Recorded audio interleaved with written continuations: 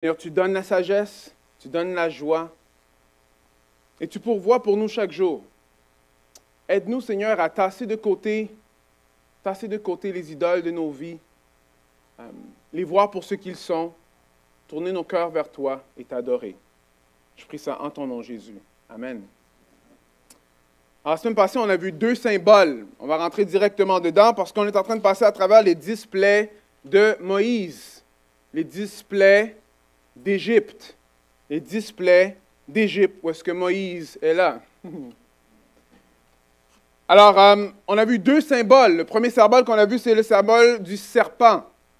Alors, le serpent représentait ce qu'il y avait de plus puissant en Égypte. Quand vous voyez même les photos des pharaons, vous allez voir qu'il y a un cobra qui est élevé, qui est mis sur la tête du pharaon. Et ça représente le pouvoir que le pharaon peut avoir. Dans ces temps-là, même le pharaon était reconnu comme un dieu. Nous, on va dire Dieu, je vais faire comme ça, petit Dieu, un petit dé. Mais dans leur tête, lui, c'était le plus grand Dieu. Celui qui était en charge de tout, celui qui était capable de tout contrôler, celui qui avait le pouvoir total. Par contre, si vous connaissez la Bible, vous savez que dans le livre de Genèse, il y a quelque chose qui s'est passé dans le Jardin d'Éden. Dans le Jardin d'Éden, il y avait Adam et Ève. Et Adam et Ève, à la place de suivre ce que Dieu, lui, il voulait, ce qu'ils ont fait, c'est qu'ils ont suivi leur propre désir. Ils ont péché. Le serpent était venu voir Ève, lui a proposé, « Hey Ève, est-ce que tu aimerais être comme Dieu? » Elle a trouvé que c'était bon, et son mari était juste à côté d'elle. Et lui aussi, il a trouvé que c'est bon. Ils ont mangé tous les deux. Quand Dieu donne les punitions à chacun, il va dire quelque chose au serpent. Il va dire ceci. « Alors je mettrai inimitié entre toi et la femme, et entre ta descendance et sa descendance, celle-ci t'écrasera la tête et tu lui écraseras le talon. » Alors même dans le péché d'Adam et Ève, même dans la trahison que Adam et Ève ont fait avec Dieu, la rébellion qu'ils ont fait dans la présence de Dieu, imaginez, ils étaient dans la présence de Dieu. Il n'y a rien de mieux qu'être dans la présence de Dieu. Mais ils se sont rebellés pour faire leur propre affaire. Ils sont rebellés pour aller d'après leur propre désir. Dieu avait promis que la mort arriverait, et oui, la mort est arrivée. Mais on voit déjà, dès le début, qu'est-ce qu'on voit? On voit une bonne nouvelle. Une bonne nouvelle, c'est que de sa descendance, il y en aura un qui écrasera la tête du serpent. Est-ce que vous voyez ça? Alors, dans cette descendance-là, ce qui est intéressant, c'est qu'il y en aura un qui sera capable de manipuler le serpent. Il y en aura un qui sera capable d'écraser la tête du serpent. Alors, dans l'histoire de Moïse, Moïse représente déjà un type de Jésus en jetant le serpent à terre, que lui peut prendre le serpent et le manipuler. Qui pointe qu'un jour, un qui sera plus grand que lui, le Messie, lui aussi sera capable de manipuler les serpents, mais lui, il va écraser la tête du serpent. Donc, Colossiens, comme on a vu la semaine passée, non seulement qu'il va le faire, mais il va le faire devant tout le monde. Il a dépouillé les principautés et les pouvoirs et l'a publiquement livré en spectacle en triomphant d'eux sur la croix, dans Hébreux 2, 14 et 15. Ainsi donc, puisque les enfants qui participent au sang et à la chair, lui aussi, d'une manière semblable, y a participé, afin quoi? D'écraser par sa mort celui qui détenait le pouvoir de la mort, c'est-à-dire qui? Le diable. Et de délivrer tous ceux qui, par crainte de la mort, étaient toute leur vie retenus dans l'esclavage. Alors quand Aaron a jeté son bâton à terre et c'est devenu un serpent, il a mangé les autres serpents, il a englouti les autres serpents, ce n'était pas une petite chose qui est en train de se passer. Yahweh est en train de dire que ce que vous pensez qui est le plus fort, moi je suis bien plus fort que ça. Et l'homme que j'ai envoyé, c'est l'homme que moi j'ai envoyé, et lui, il me représente. Deuxième signe, c'était quoi? C'est le bâton. Alors, le bâton, c'est quelque chose que vous allez voir à travers pratiquement tout l'Exode. Le bâton représente l'autorité pour Pharaon. On a vu plein de photos que la majorité des pharaons, eux, ils avaient un bâton, un sceptre qui était là, souvent en or. Il y en a qui avaient même les têtes de serpent dessus. Tu sais, des bâtons qui coûtaient cher probablement, mais qui représentaient le pouvoir, qui représentaient ce qu'il y avait de plus fort. Mais qu'est-ce qu'on a? On a un berger qui vient. On sait que Moïse était berger, si vous savez comment il s'est marié. Et il vient avec un bâton de berger. Avec ce bâton-là, il se présente devant le Pharaon. Et les Égyptiens, la Bible nous dit qu'ils n'aimaient pas les bergers. Ils trouvaient que c'était du monde insignifiant. Alors là, il y a ce gars-là qui vient, il ne peut même pas parler, tu sais, avec Aaron, avec un bâton de berger. Et c'est ce bâton-là qui tombe à terre et qui engloutit le bâton du Pharaon. Encore une fois, quand Moïse prend ce bâton qui représente la force, qui représente l'autorité, et qui le met à terre devant le Pharaon, il est en train de faire un challenge. Je mets au défi ton autorité. Il dit, OK, le magicien fait la même affaire. Eux, ils jettent leur bâton à terre et les serpents sont là, mais ils se font engloutir. Très clair. Très clair. Yahweh n'est pas là pour niaiser. Il est là pour juger les dieux d'Égypte. Exode 12 va dire ceci. Ça, c'est plus tard, mais ça explique ce qui se passe. Alors, cette nuit-là, je parcourais le pays d'Égypte et je frapperai tous les premiers-nés du pays d'Égypte, depuis les hommes jusqu'au bétail. Pourquoi? Et j'exercerai mes jugements contre quoi? Contre tous les dieux de l'Égypte. Je suis l'Éternel. Je suis l'Éternel. Alors, les 10 plaies ou les 10 frappes, parce qu'on dit des plaies, mais quand on regarde les plaies, il y a comme genre juste une plaie qui ressemble à une plaie vraiment. Tu sais, quand ils ont toutes les boils, les ulcères, c'est ça sur eux. Ça a l'air comme une plaie, mais les autres n'ont pas vraiment nécessairement l'air comme une plaie. Mais le mot veut dire une frappe. Alors, c'est Dieu qui frappe ou des signes, un signe. Une frappe ou un signe, il fait 10 signes, 10 frappes sur l'Égypte. Pourquoi? Afin qu'ils savent qu'il est qui? L'Éternel. Afin que le Pharaon sache qu'il est l'Éternel. Afin que les Égyptiens sachent qu'il est l'Éternel. Afin que les Israélites sachent qu'il est l'Éternel. Et que tout le monde entier sache qu'il est l'Éternel. Afin que tu sais qu'il est l'Éternel. Connais-tu l'Éternel? Alors maintenant, on arrive à la première plaie ou la première frappe du texte. Alors, je vais passer à travers le texte, après je vais commenter au fur et à mesure. Alors là, on est dans Exode 7, on va commencer 14 à 16. Vous pouvez tourner avec moi dans vos Bibles ou lire sur l'écran. L'Éternel a dit à Moïse, « Le Pharaon a le cœur endurci. Il refuse de laisser partir le peuple. Va vers le Pharaon dès le matin. Il sortira pour aller près de l'eau et tu porteras à sa rencontre au bord du Nil. Tu prendras à ta main le bâton qui a été changé en serpent et tu diras au Pharaon, « L'Éternel, le Dieu des Hébreux, m'a envoyé auprès de toi pour te dire, laisse partir mon peuple afin qu'il me serve dans le désert. Et toi, jusqu'ici, tu n'as pas écouté. » Verset 17. Ainsi parle l'Éternel. À ceci, tu reconnaîtras que je suis l'Éternel.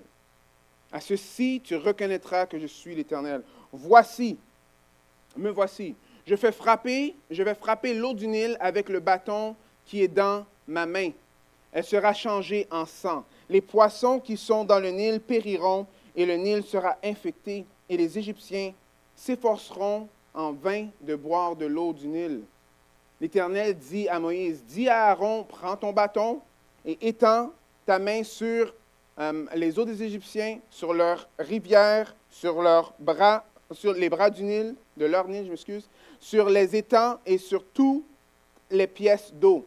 Elles deviendront du sang et il y aura du sang dans tout le pays d'Égypte, dans les récipients de bois et de pierre.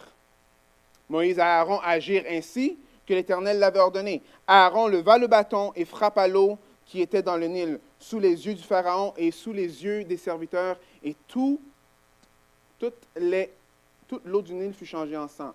Les poissons qui étaient dans l'eau du Nil périrent, et le Nil fut infecté. Les Égyptiens ne pouvaient plus boire l'eau du Nil, et il eut du sang dans tout le pays d'Égypte. Les magiciens d'Égypte en firent autant par leurs pratiques occultes. Le cœur du Pharaon s'endurcit et il n'écouta pas Moïse et Aaron, ainsi qu'il avait dit à l'Éternel. Le Pharaon s'en retourna pour aller dans son palais et ne prit même pas la chose à cœur. Tous les Égyptiens creusèrent aux environs du Nil pour trouver de l'eau à boire, car ils ne pouvaient pas boire l'eau du Nil. Il s'écoula 7 jours pleins après l'Éternel eut frappé le Nil. Alors, qu'est-ce qui est en train de se passer en ce moment? Premièrement, ce qu'on est en train de voir, on voit que le Pharaon, le Seigneur commence à dire que le cœur du Pharaon était endurci. Le cœur du Pharaon était endurci. C'est très important de comprendre un peu ce que endurci veut dire dans ce texte. Parce que le mot en hébreu endurci ici, ça veut dire que son cœur était lourd. Son cœur était lourd. Une autre façon de dire, c'est que son cœur était fortement lourd. Son cœur était dur. Son cœur était dur. Alors, on a vu que Dieu avait déjà dit, je vais endurcir son cœur. Il ne va pas laisser les Israélites partir. Mais une chose qui est importante de voir, c'est que ce n'est pas comme si, comme j'avais dit la semaine passée, que le Pharaon, lui, il avait un cœur pur et que Dieu, lui, il a fait en sorte que son cœur est devenu mauvais. On voit que le Pharaon lui-même, de sa propre volition, il voulait faire le mal. Ce qui est intéressant, c'est que quand on lit les écrits égyptiens, eux, ils avaient des façons de faire. Ils avaient une façon d'évaluer le cœur des personnes. Et quand le monde mourait, ils allaient sur une balance et il y avait une plume qui est là. Peut-être que vous avez déjà vu ça dans des films. Alors, il faut prendre ton cœur, je ne sais pas comment ça fonctionne, mais tu prends ton cœur et tu le mets sur la balance. Et si ton cœur est plus lourd que la plume, alors là, tu vas te faire dévorer dans leur équivalent de l'enfer. Mais si ton cœur est plus léger que la plume, alors là, tu es considéré comme quelqu'un qui a un cœur pur. Pourquoi je dis ça? C'est parce qu'on sait que Moïse est en train d'écrire, et il écrit afin que les Égyptiens aussi comprennent ce qui est en train de se passer. Et le fait que le cœur du Pharaon était dur, même pour un Égyptien, c'est très, très, très facile de comprendre que, même pour les Israélites qui sont en Égypte, le cœur du Pharaon est donné à tout ce qui est mauvais. Tout ce qui est mauvais. Est-ce que vous pensez que c'est une coïncidence qu'ils sont à côté du Nil? Est-ce que vous pensez que c'est une coïncidence que la première plaie, c'est la plaie que le Nil se tourne en sang? Dans l'histoire de Moïse, la dernière fois qu'on a parlé du Nil, qu'est-ce qui s'est passé? Le Pharaon a ordonné aux sages-femmes de noyer, non, pas seulement aux sages-femmes, mais à tout le monde, de noyer les garçons hébreux. Alors Dieu, non seulement qu'il est en train de montrer à Pharaon, regarde, je suis là pour te montrer quelques petites choses, il est en train aussi de lui montrer, je sais ce que tu as fait. Dieu exerce sa vengeance pour le peuple d'Israël. Oui, frères et sœurs, quand on lit ça nous fait voir que Dieu, non seulement qui comprend tout ce qui se passe dans notre vie, il est intéressé à chaque détail. Et dans la parole de Dieu, quand la parole de Dieu nous dit de ne pas prendre la vengeance entre nos propres mains, mais de donner la vengeance à Dieu, on voit à travers la parole de Dieu que les jugements de Dieu font exactement cela. Plusieurs vont dire, ah oui, mais des gars comme Hitler ou d'autres personnes comme ça qui font des choses atroces, après là, qui vont dans l'au-delà, eux, c'est quoi la justice derrière ça? Vous voyez, il y a un jugement pour chacun d'entre nous. Il y a un jugement pour chacun d'entre nous. Mais Dieu nous dit de ne pas prendre la justice dans nos propres mains. Peut-être tu vis des choses qui sont injustes dans ta vie en ce moment. Peut-être dans ta vie, au travail, il y a des choses qui sont en train de se passer que tu trouves vraiment injustes. Ou bien tu es à l'école et il y a des personnes qui sont autour de toi qui te traitent injustement. Ici, on a un peuple qui était dans l'esclavage. Et on a vu que le Pharaon, exprès, a fait que c'était difficile pour eux, afin qu'ils puissent continuer à les maltraiter. Dieu a dit, j'ai vu ce qui se passe. Je vais vous délivrer. Alors Dieu fait cette première frappe, cette première plaie, à côté du Nil, et il change le Nil en sang. Mais il y a une autre chose que le Nil représente. Le Nil représente aussi la place où est-ce que Moïse a été sauvé. Parce que Moïse était un de ses enfants hébreux. Right? Et il avait été mis sur le Nil, dans le fond, pour mourir. Mais qu'est-ce qui s'est passé? C'est qu'on l'a trouvé. Et Dieu l'a sauvé. Et à la même place que Dieu a sauvé Moïse, c'est aussi à la même place qu'il commence pour montrer que lui, il va sauver son peuple. Le texte hébreu, le texte d'Exode est rempli de ces genres de connexions-là et c'est tellement riche. Et celui qui a écrit ce texte-là savait exactement ce qu'il était en train de faire. Alors Dieu, c'est un Dieu qui sauve. Et il sauve encore aujourd'hui. Dieu sauve encore aujourd'hui. Vous savez, ici, Dieu est en train de sauver le peuple après que Moïse et Aaron sont allés voir le Pharaon. Le Pharaon a changé les règlements, ils ont fait que c'était pire pour les Hébreux. Alors, ils n'ont pas vraiment bien réagi. Qu'est-ce qu'ils ont fait? Ils ont blâmé Moïse et Aaron. Qu'est-ce que vous êtes en train de faire? Après qu'ils ont dit, oui, on va suivre le Seigneur. Ils ont commencé à les maudire. Mais Dieu, quand même, est en train de les sauver. Dieu, c'est un Dieu qui sauve. C'est un Dieu qui sauve. Si ce matin, tu ne connais pas Jésus-Christ, il est mort sur la croix pour toi. N'importe qui se tourne vers lui, il va le sauver. Aujourd'hui, encore une fois, connais-tu Jésus comme ton sauveur personnel? Parce qu'il veut être ton sauveur personnel. Mais il ne va pas te forcer. N'importe qui vient à lui, il ne va pas le rejeter. Une dernière chose qu'on va voir dans ce début de texte-là, on va voir que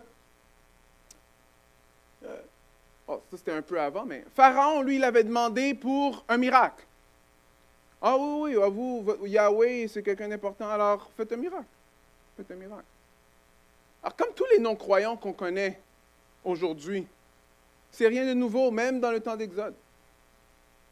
Que ceux qui ne croyaient pas demandaient des miracles. Demandaient des miracles. Et vous savez, il y a un texte dans Matthieu 13 qui va dire c'est pour ça. C'est pourquoi je leur parlerai en parabole, parce qu'en voyant, ils ne voient pas, et qu'en entendant, ils n'entendent ni ne comprennent. On sait que Jésus-Christ a fait des miracles.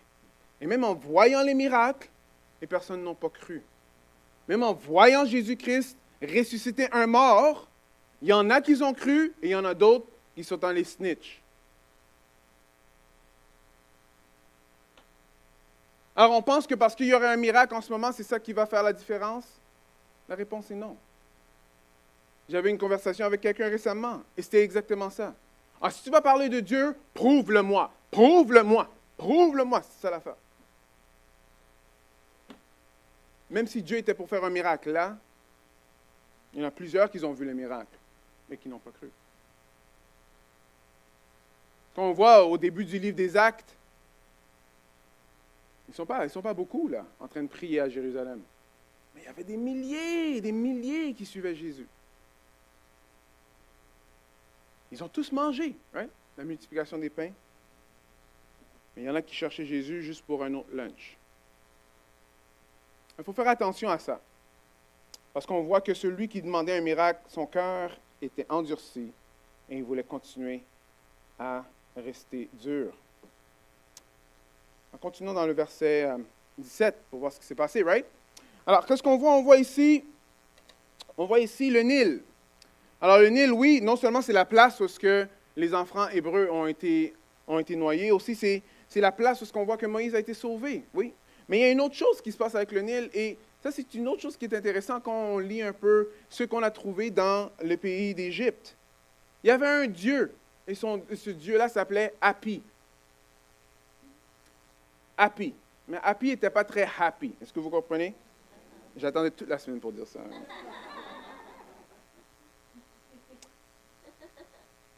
Ce qui se passe en Égypte, c'est qu'il y a beaucoup de désert autour en Égypte. Et il y a une saison où le Nil va inonder. Et quand le Nil inonde, ce qui arrive, toutes les places qui sont inondées, c'est des places qui deviennent fertiles. Et là, ils sont capables de planter et d'avoir des ressources. Alors, le Nil était un dieu. Le Nil était un dieu pour les Égyptiens. Pourquoi? Parce que c'est de là que tout sortait. Tout ce qui était, ce qui allait les faire exister était là. Alors, ils appelaient le Nil le Seigneur du soutien. Ils appelaient le Nil le dispensateur de vie. Celui qui fait les provisions. Ils avaient même une chanson, un petit hymne. Alors, il est traduit, mais on va quand même prendre le sens. Alors, ça, c'est un hymne qui chantait au fleuve Hapi. OK? Au dieu du fleuve. En tout cas, Hapi. Right? Salutations à ton visage, Hapi, qui monte de la terre, qui vient pour délivrer Kemet, qui veut dire l'Égypte, qui apporte de la nourriture, qui est abondant en provisions, qui crée toutes sortes de bonnes choses, qui respecte les coutumes, qui revient en son temps, qui remplit les hautes et la basse Égypte. Tout ce qui est né l'est par sa puissance. Il n'y a aucun district d'hommes vivants sans lui. Un chant qui chantait à Hapi. Dieu n'est pas là pour niaiser avec les dieux d'Égypte. Et il va directement à la source de vie pour leur montrer que ce n'est pas Hapi qui peut faire quelque chose. C'est moi qui a créé le Nil. Yahweh est en train d'expliquer que c'est lui qui pourvoit, c'est lui qui donne la vie. Pourquoi? Parce qu'en faisant en sorte que le Nil devient tout ensemble, qu'est-ce qui se passe? Elle explique. Les poissons meurent, et il n'y a plus rien, ils ne peuvent plus utiliser l'eau. Et là, ils cherchent de l'eau partout. Alors, s'ils disent, oui, alors il y en a qui vont dire, OK, bon, je pense qu'il y avait quelque chose de physiologique qui se passait dans l'eau. Après, il y a un temps dans l'année que l'eau va être rouge et tout. Ouais, mais c'est juste que le texte, c'est pas ça que le texte est en train de dire. Il y avait du sang, non seulement dans l'eau, mais dans tout le pays. Là, ça dit sur les plats et dans les vases et dans les seaux, là, mais le texte dit vraiment sur tout ce qui est comme bois et sur la pierre. Alors, c'est là qu'il y avait le sang, partout.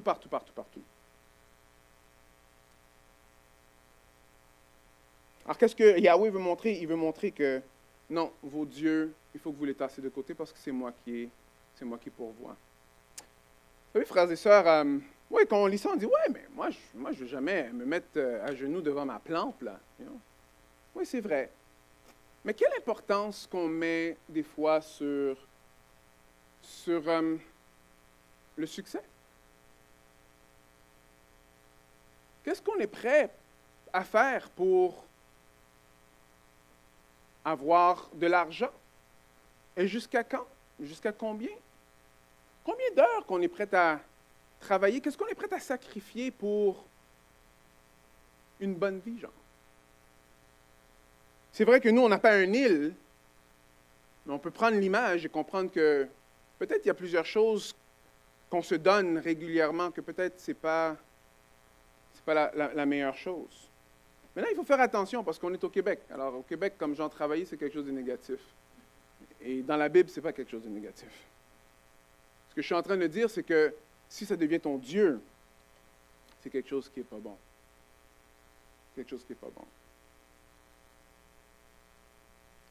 Alors ici, Dieu est en train de montrer que c'est lui qui pourvoit. Alors la parallèle est très simple. Dieu donne un travail, on le glorifie pour ça. Qu'est-ce que ça veut dire? Ça veut dire que c'est parce que lui nous a donné un travail, alors là, on va travailler pour lui. Ça veut dire qu'on fait bien notre travail. Et en même temps, ça veut dire qu'on ne va pas trop travailler, on ne va pas assez travailler, on va travailler pour lui. Pourquoi? Parce que c'est lui qui pourvoit. C'est lui qui pourvoit. Une autre chose que Dieu est en train d'attaquer ici, c'est qu'il y avait une autre chose dans la pensée égyptienne dans ce temps-là qui s'appelle Ma'at. Ma'at, c'était comme quelque chose qui représentait la personne qui avait tout le pouvoir pour faire en sorte que tout fonctionne bien. Et il y avait juste une personne qui avait le Ma'at. Et c'était qui? Le pharaon. Alors le pharaon, c'est lui qui avait le pouvoir de faire en sorte que tout était en ordre, tout fonctionnait d'un ordre qui fonctionnait bien, qui coulait bien. C'est lui qui était capable de faire en sorte que, bon oui, le fleuve va donner de l'eau, après là on pourra avoir des bonnes récoltes, on va gagner dans la guerre et tout. Alors c'est lui qui faisait ça. Mais la façon que Yahweh est en train de rentrer en ce moment, il est en train de montrer, non, c'est pas toi qui es en charge. Alors celui qui était supposé être en charge, ça montre clairement qu'il n'est pas en charge. Parce que là, le chaos pogne. Et le chaos, vous allez le voir à travers toutes les plaies, toutes les frappes. Ça montre de plus en plus que le roi d'Égypte n'a aucun pouvoir. Aucun pouvoir. Ok, continuons. Continuons. Alors Dieu dit, à ceci, vous reconnaîtrez que je suis l'Éternel. Me voici. Je vais frapper l'eau du Nil avec le bâton de ma main. Right? Et tous les poissons du Nil périront. L'Éternel dit à Moïse, j'ai déjà lu celui-là, il faut qu'elle dise un autre. Voilà, oui. Alors Moïse et Aaron agirent ainsi que l'Éternel avait ordonné. Right? Alors les poissons qui étaient dans le Nil périrent. Et il y a cette parenthèse-là qu'on va voir une autre fois après, deux autres fois, mais une fois, ils ne seront pas capables de le faire. Qui va dire, mais les magiciens de l'Égypte firent autant par leurs pratiques occultes. Alors là, on se pose la question, ils étaient encore capables eux-mêmes de faire l'eau se tourner en sang. Right? Je vous ai déjà posé une question. S'il y a un magicien, on va dire, qui vient ici, okay, et il change l'eau en sang, et qu'on va dire que nous, on a des magiciens, qu'est-ce qu'on veut que les magiciens, eux, ils font? La même chose? Le contraire. Est-ce que vous voyez? Mais ce qu'on va voir, c'est que les magiciens, oui, ils sont capables de faire la même chose que Moïse et Aaron sont en train de faire, mais ça n'aide pas la situation. Ils sont juste en train d'empirer la situation. Mais ils n'ont aucun pouvoir de changer la situation.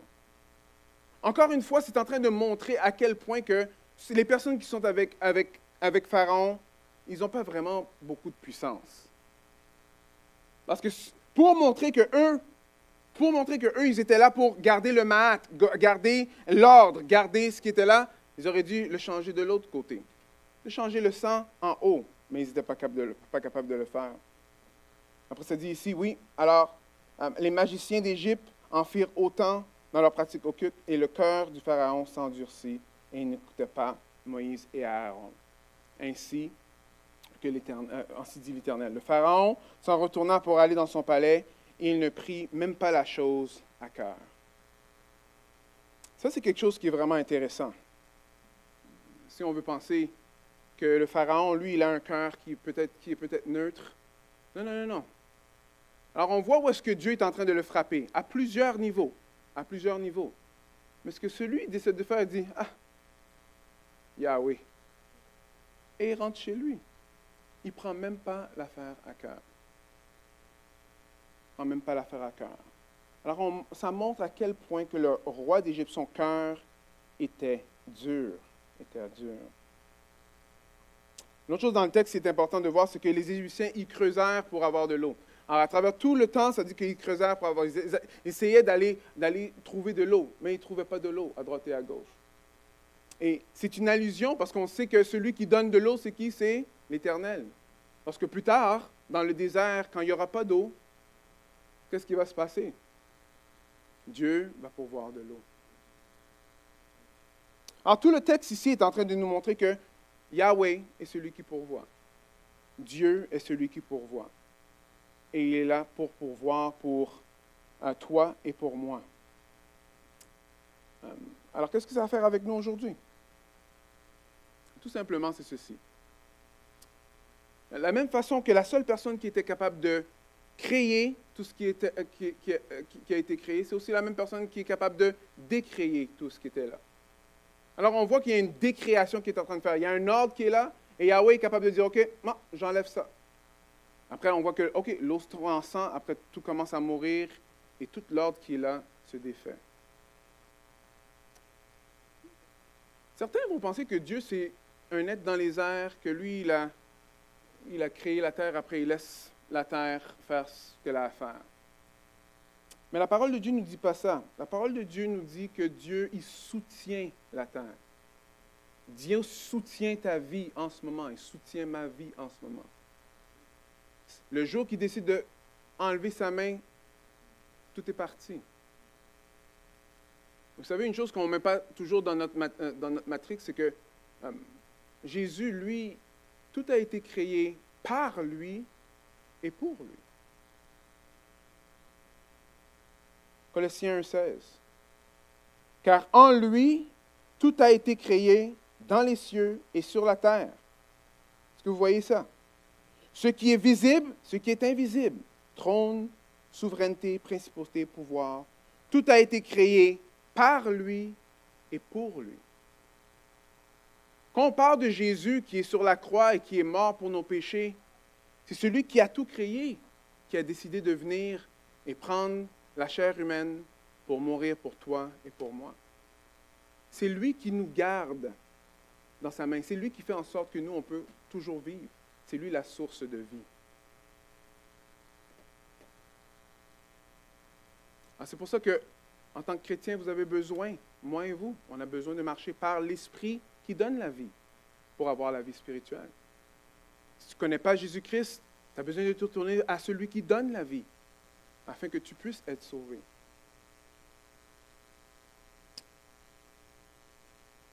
Vous voyez,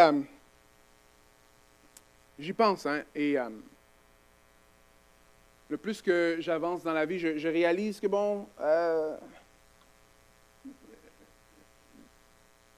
il y a de plus en plus de monde qui s'en fout. Est-ce que vous voyez ça? Qui font comme le Pharaon. Qui disent, Yahweh. Mais c'est grave parce que en faisant ça, la même main que tu fais ça, avec le même hochement de tête et avec les yeux que tu roules dans ta tête, la seule raison que tu es capable de faire ça, c'est à cause que Dieu te laisse même le faire.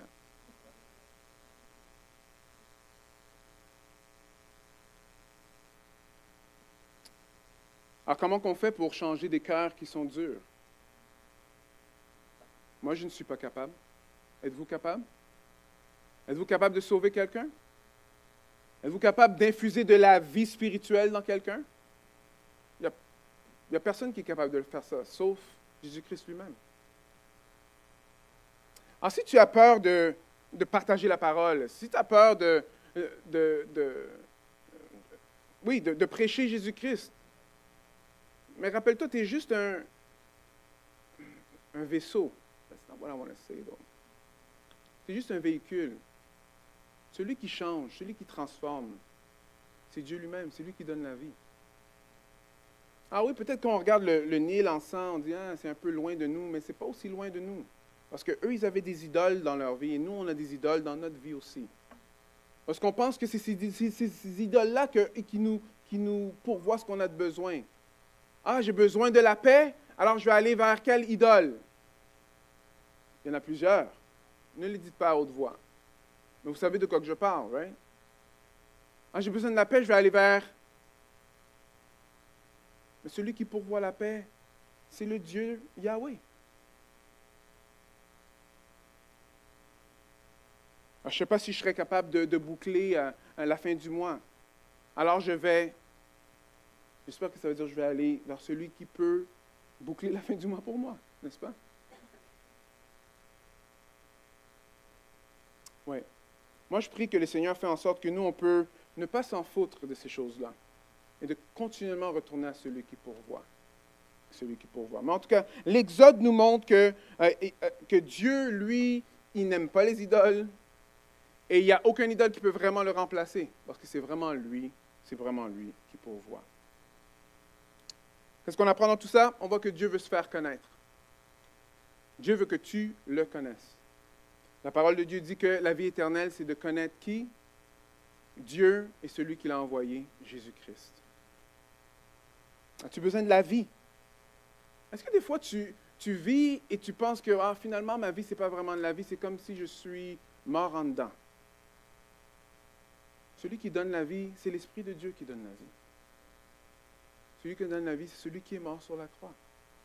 Va vers celui qui donne la vie. Je suis le chemin, la vérité et quoi? Nul ne vient au Père que par moi. Par moi. Alors, j'aimerais terminer par un mot de prière. On va clore ici. De se rappeler que Dieu, c'est celui qui pourvoit. C'est celui qui garde des choses en ordre. Que si on a des idoles dans notre vie, on doit les tasser de côté. Eux, ils ne sont pas capables de pourvoir. Mais lui, il peut pourvoir dans les moments les plus difficiles. Prions ensemble. Éternel, on vient devant toi, vient devant toi, en tout cas moi je viens devant toi les mains ouvertes. Ça me rappelle à quel point que je suis manquant, à quel point que j'ai besoin que toi, tu me donnes la nourriture pour que je puisse vivre, que toi, que tu pourvoies pour moi, que toi, que tu me transformes afin que je ressemble de plus en plus comme Jésus-Christ. Seigneur, je prie ça pour moi, je prie ça pour chacun d'entre nous ici, Seigneur. Seigneur, je te prie que nos cœurs puissent être attachés à toi et à toi seul. Je te prie que, Seigneur, la vie, que tu puisses nous la donner et nous la donner en abondance. Je te prie que, Seigneur, que tu puisses nous donner d'autres options. Des fois, dans notre tête, on n'a que 2 options, mais il y en a une autre qui est toi. Seigneur, je te prie de pourvoir. On sait à quel point que, il y en a plusieurs qui sont sans espoir. Mais Seigneur, ces plaies-là nous montrent que clairement, que les choses que nous, on peut mettre notre espoir dedans qui vont nous décevoir, toi, tu es plus grand que ça. Alors je te prie, Seigneur, de pourvoir pour chacun d'entre nous. Je prie ça en ton nom, Jésus. Amen.